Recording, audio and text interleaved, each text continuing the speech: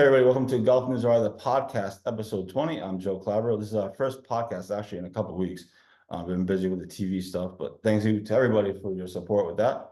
And looking forward to the next episode airing this weekend with Ben Tuthill, the chairman of the Northeast Amateur, ahead of next week's Northeast Amateur at Wannamoisa, one of the best weeks of the year. Today, we're excited to be joined by Rhode Island legend Billy Andrade. Invited us into his home. It's amazing.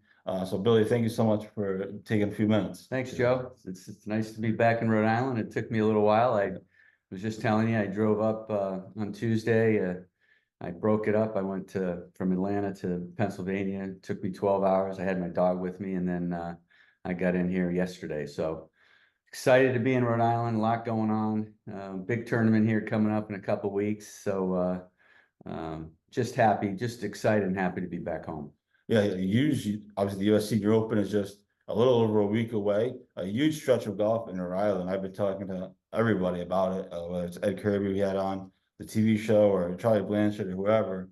Just a crazy stretch where we go from the Northeast Amateur next week at Wannamoisa to the Senior Open at Newport. There's a week break, and then we have the State Amateur at Warwick Country Club. Awesome. So three major tournaments. That's not even counting Dave Adamonis' Challenge Cup stuff that obviously everybody loves.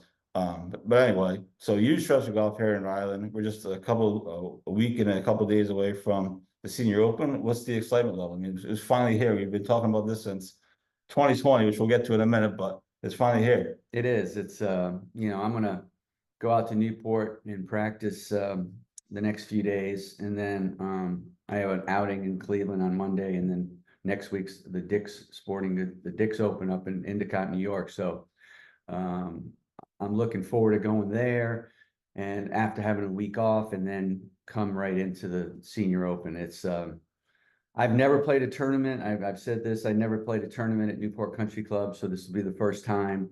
But it's not that I grew up at Newport, but I played Newport ever since I was a little boy, and to have a national championship in our home state and be able to play Newport, I'm very, very excited. It's going to be a great week. I'm just going to enjoy every part of it, and then hopefully I can get it going and have a chance to win, because that would be just an amazing way to end, and have a chance to win a national championship would be something. Have you thought about what that first tee shot on Thursday morning or afternoon is going to be like at home in Newport? You know, Joe, I've played so much golf. You don't really think about that stuff anymore? And that'd be crapping my pants. Personally. Yeah, no, I think that I've played so many tournaments that I'm nervous on the first tee of every tournament. So somebody told me a long time ago that when you're not nervous on the first tee of any tournament you're playing, and maybe it's time to hang it up. Maybe it's time to do something else. And I still get nervous, jittery on the first tee of every tournament. It doesn't matter. So I'll be nervous, but it'll be nervous energy. And once you hit that first tee shot, then it's now it's a grind of going out there and trying to shoot a good score and play good golf. So I can't wait. I'm really looking forward to it.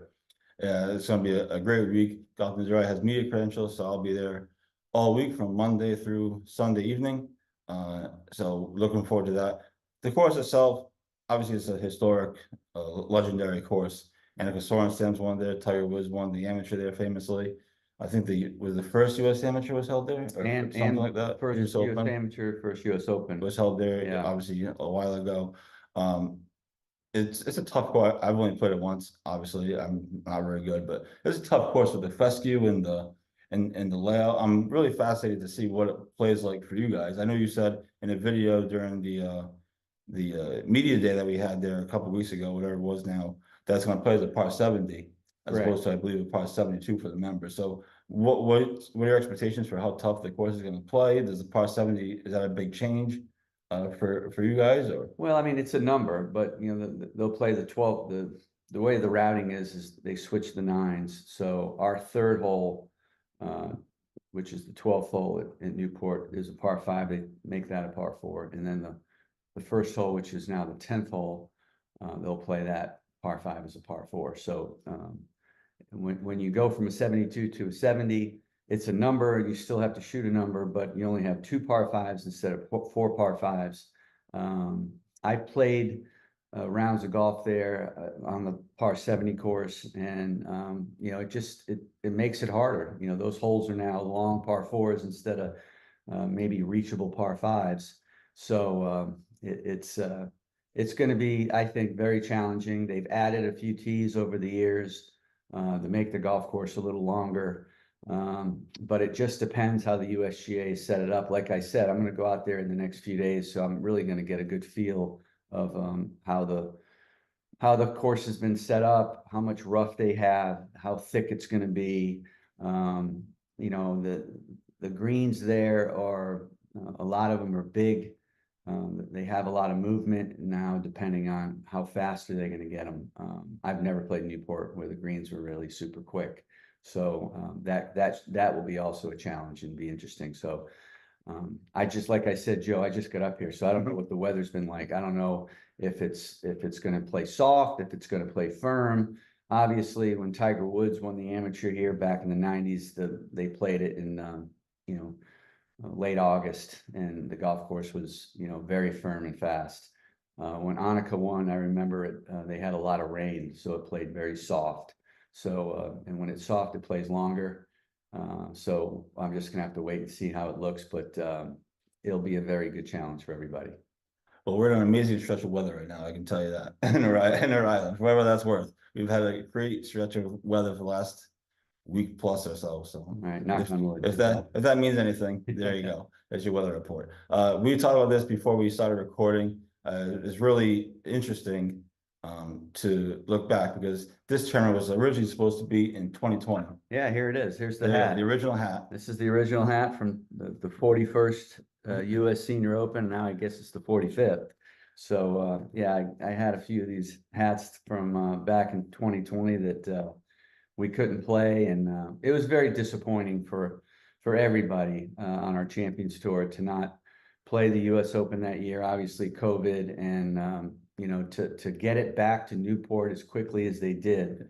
Well, I was gonna ask you because I think the thought amongst Rhode Island golf fans was, you know, they canceled the Senior Open, they canceled obviously everything else too. But a thought was like, damn, did we just get screwed out of a tournament? Right. Was that kind of something that you were in the back of your mind, or were you pretty confident they were going to come back? No, I didn't. I had no clue. I knew that they were set up to go, you know, the next year to Omaha, and then we went to Saucon Valley. So these tournaments were already on the books, but nothing was on the books yet for 2024. And I was as surprised as everybody that the USGA and Newport Country Club got together and decided to bring it back this quick. You know, selfishly for me and for Brett Quigley, guys, you know, we're from here, and you know, we wanted to showcase our great state and how great we are with golf, and for it to come back this fast is great, and be able to play in it is such an honor.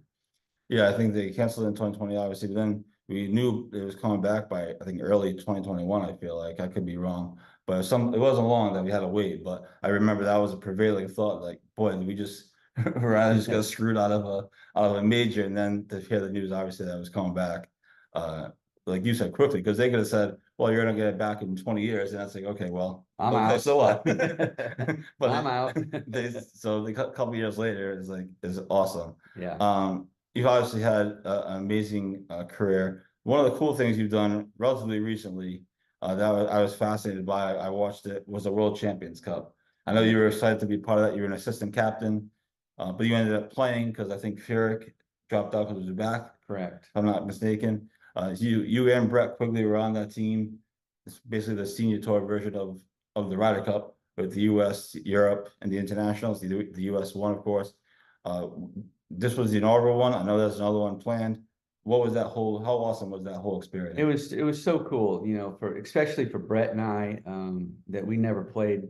I came close to making a Ryder Cup a couple times, but I didn't play on a President's Cup team, neither did Brett. And for us to represent, obviously, the United States and be in a team format and be with the guys that we were with Stricker and Jerry Kelly and Justin Leonard and David Toms, it was just really cool. And then for me personally, I was, you know, my role was to make sure the guys had enough food, get umbrellas if they needed the umbrella, if it started raining. And then a few months before the tournament, Jim Furyk, our captain, said, "Hey, my back's been really bad, and if I can't play, the assistant captain plays."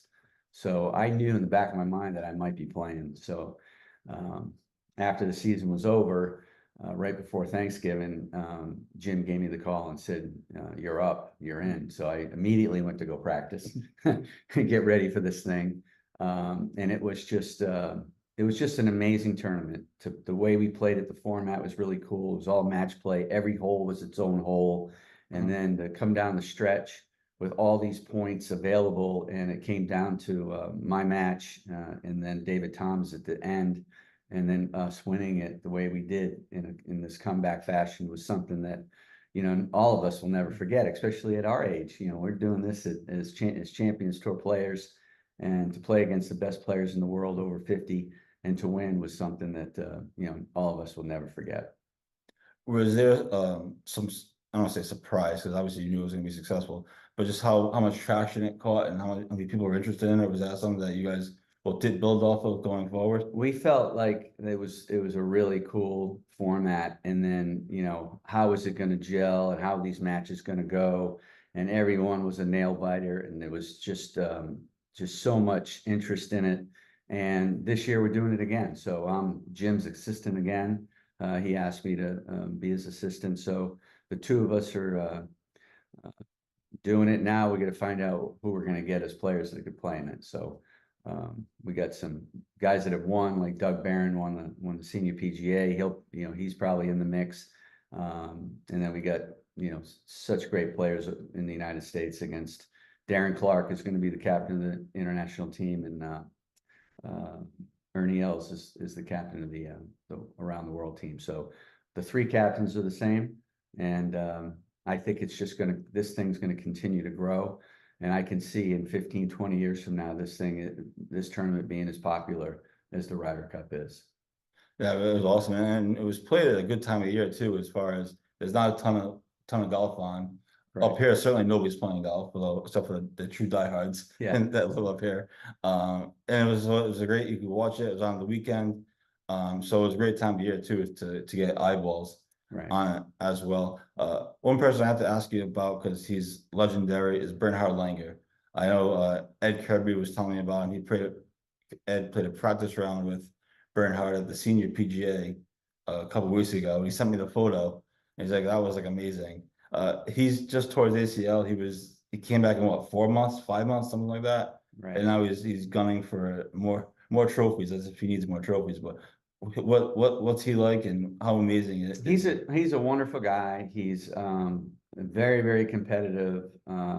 He is just a grinder, detailed oriented, and he's been our best player for 15 years on the Champions Tour.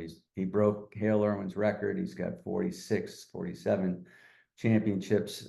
He's the defending champion in this tournament, the Senior Open, in a couple of weeks. He's a machine. He just doesn't have any weaknesses. Drives it straight, putts it well, and he's always in the mix. So he is somebody that we all look up to. But again, we all want to beat him too. So it's he's been a great player for a long, long time. He's been doing this his whole adult life, and he won the Masters a couple times and played a bunch of Ryder Cups. Had success everywhere around the world, and he's just one of the greats of all time. Yes, it should be amazing to see him at Newport up close. Again, we don't get to see, obviously, you don't get a ton of professional golf up here. Although it's changed recently with different tournaments and travel and stuff. So it'd be cool to see these guys play up close and personal, as well as yourself and Brett, obviously. Hopefully you guys are in it, and on a Sunday, you and Brett going down the stretch. That would be really cool. That'd be good for ratings. That would be really good. I like that. I like the way you're thinking, Joe. Listen, it's good. Be good for me. That's for sure. When I talk to people, and I talk about Billy Andrade and Brad Faxon and whoever, one of the first things they say is, "Damn, I missed the CBS Charity Classic." Oh boy. They always bring it up. Then they always say, "Oh, I wish they would bring it back, or bring back some version of it."